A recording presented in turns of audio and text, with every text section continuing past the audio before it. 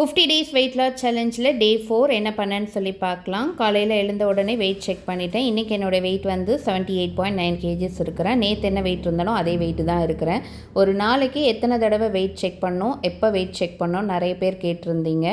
ஒரு நாளைக்கு ஒரு தடவை வெயிட் செக் பண்ணால் போதும். காலையில் எழுந்த உடனே பாத்ரூம் போகணுன்னா போயிட்டு வந்துட்டு வெயிட் செக் பண்ணுங்கள். அந்த வெயிட்டை நோட் பண்ணி வச்சுக்கோங்க.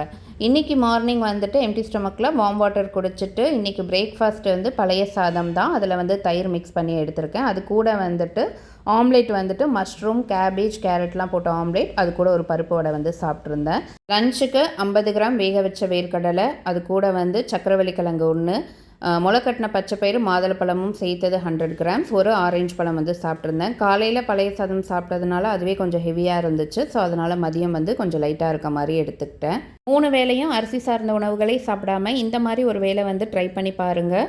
உங்களுக்கு நல்லாவே டிஃப்ரென்ஸ் வந்து தெரியும். நேற்று வந்து அப்பர் பாடி ஒர்க் அவுட் வந்து பண்ணியிருந்தேன்னு சொன்னேன். அதோட லிஸ்ட் வந்து இங்கே கொடுத்துருக்கேன், செக் பண்ணி பார்த்துக்கோங்க. நைட்டு வந்துட்டு 7 o'clock வந்துட்டு வாழைத்தண்டு சூப்பு தான் வந்து சாப்பிட்ருந்தேன். அது எப்படி பண்ணுறதுன்னு பார்க்கலாம். 2 டீஸ்பூன் பாசிப்பருப்பு வந்துட்டு கழுவிட்டு சேர்த்துருக்குறேன். அது கூட ஒரு வாழைத்தண்டு போட்டிருக்கிறேன். 1 துண்டு இஞ்சி, 3 பல்லு பூண்டு, 8 சின்ன வெங்காயம், 1 டீஸ்பூன் மிளகு, 1 டீஸ்பூன் ஜீரகம், கொஞ்சமாக மஞ்சத்தூள், தேவையான அளவு உப்பு போட்டு 1/2 லிட்டர் தண்ணி ஊற்றி 2 விசில் வந்து வேக வச்சுருக்கேன். வேக வச்ச வாழைத்தண்டை தண்ணியை வந்து வெடிக்கட்டிட்டு மிக்சி ஜாரில் ஆட் பண்ணி நல்லா அரைச்சி எடுத்துக்கோங்க. கொஞ்சமாக வாழைத்தண்டை தனியாக எடுத்து வச்சுக்கோங்க. இப்போது அரைச்ச வாழைத்தண்டு கூட கொஞ்சமாக தண்ணி ஊற்றி அந்த நார் இல்லாமல் நல்லா வடிகட்டி எடுத்துக்கோங்க.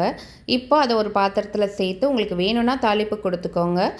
அது கூட வந்து தேவையான அளவு மிளகுத்தூள், கொத்தமல்லி சேர்த்திங்கன்னா வாழைத்தண்டு சூப் ரெடி. நான் வந்து இங்கே பாசிப்பருப்பு வந்து ஒரு திக்னஸ்க்காக ஆட் பண்ணியிருக்கேன். உங்களுக்கு வேண்டான்னா நீங்கள் அதை வந்து ஸ்கிப் பண்ணிக்கலாம்.